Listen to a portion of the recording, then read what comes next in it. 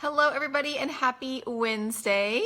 I am so thrilled that we had some great topic requests, and so I'm going to just do all of them. Of course, not all today, but we will do one of those today, one of those next week, and as they come in, we'll continue to line those up. And I love the ideas, keeps it fresh, keeps the content relevant and new. So for those of you popping on for the first time, my name is Claudia Cometa. I am a pharmacist and independent skincare consultant coming here weekly to provide you tips, tricks, and education on achieving the best skin of your life. So let's talk about dermaplaning versus microneedling, and thank you to Mandy for suggesting this. Hi, Kristen. So we all have talked about microneedling here in the past in a few different ways. So if you have not seen those videos and want more information on microneedling, there are plenty of videos on that topic that I have done, so you can find those at my YouTube video, which is Revitalize Skin Altogether. Good morning. Hi, Nancy. Hi, Jen. Hi, Jennifer.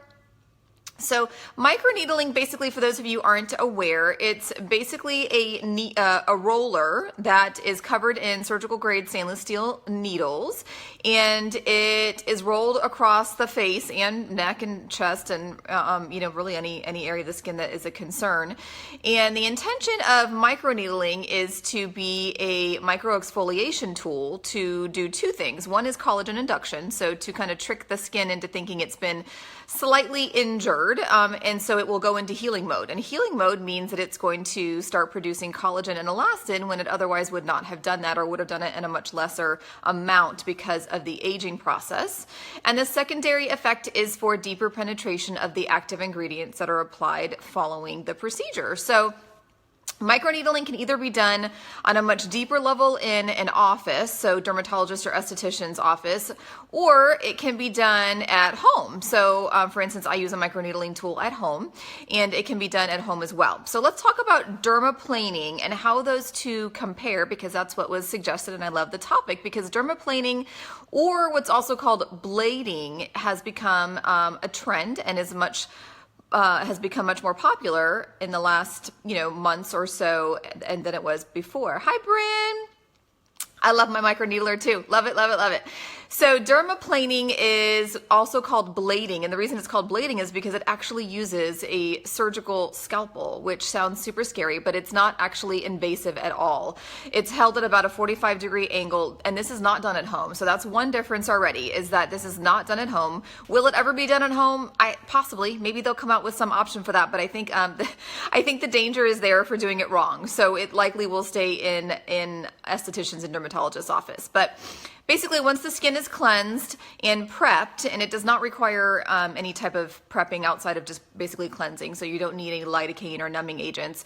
But the blade is held at about a 45-degree angle and is just basically taken across the skin. And it does a few things. It removes the top layer of dead skin cells, and about 3 to 4 weeks worth. So quite a few dead skin cells that can be sitting on the top of your skin if you're not somebody who regularly exfoliates. And it also takes off what's called the vellus hair, so or the peach fuzz. So a lot of you might either get that otherwise waxed or threaded, or maybe you don't. Maybe you just embrace your peach fuzz, which most of the time I do too. I do a little bit of threading here and there, but definitely not full face. So dermaplaning or blading is going to take off not only that top layer of dead skin cells, but it's also going to take off the vellus hair. And the benefit of that is that that's going to also help with deeper penetration of the active ingredients that are applied afterwards, because that peach fuzz can be an obstacle for ingredients to get to where they need to be. So the similarities are both of them are going to help with deeper penetration. And both of them are kind of considered a micro exfoliation type of an option. And both of them are going to have some effects on collagen induction, because both of them trick the skin into thinking there's been a little bit of trauma, we should start healing. So those are some similarities. I've talked about some of the differences already, one of which is dermaplaning won't be done at home. So you can microneedle at home, but you won't be dermaplaning at home. So that would require a trip in. Mandy did ask about cost differences. So dermaplaning, from what I could tell, I haven't actually had dermaplaning done, but from what I could tell, you're looking at around $100-ish, depending on where you go. And I say ish because that could be more or less, somewhere between 75 to 150, maybe depending on where you choose to go. And it looks like it's typically recommended to repeat every 4 to 6 weeks-ish. So that may differ also, depending on where you go, but about that frequency. Microneedling, again, can be done up to daily at home, or if it's done on a much more deeper level in the office, that's typically every 6 or so months. So certainly both can be very beneficial. Another similarity is that neither one of those two options can be used on skin that has acne, is suffering from acne. And that's because you certainly don't want to be spreading around the bacterial population that is there. You don't want to create any more inflammation that is already there.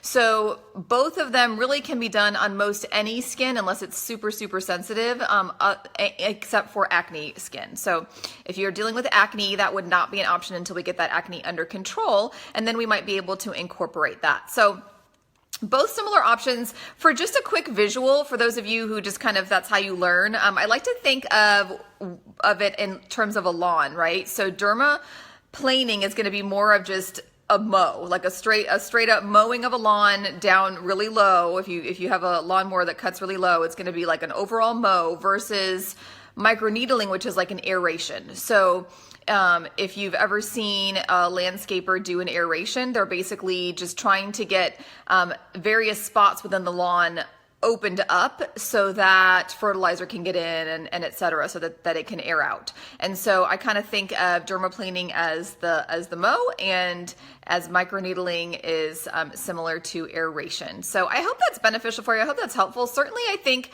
there are benefits to both. Some people who have very resilient skin could potentially even do both. Dermaplaning is going to kind of lead us also into our next week's topic, which is going to be chemical peels, because you can actually dermaplane or blade in preparation for your chemical peel so that it can potentially be even more effective because of how deep the chemicals can go. Obviously, certainly talk to your esthetician or dermatologist to see if your skin is resilient enough for that, or if it's too sensitive, and that would not be an option. So I hope that was helpful for you. I'm glad that you all joined me. Hi, Lori. Hi, Rebecca. I hope I said hi to everybody who joined me live. For those of you joining on the replay, thanks for listening as well, and I hope you have a great rest of your day. I will talk to you all soon.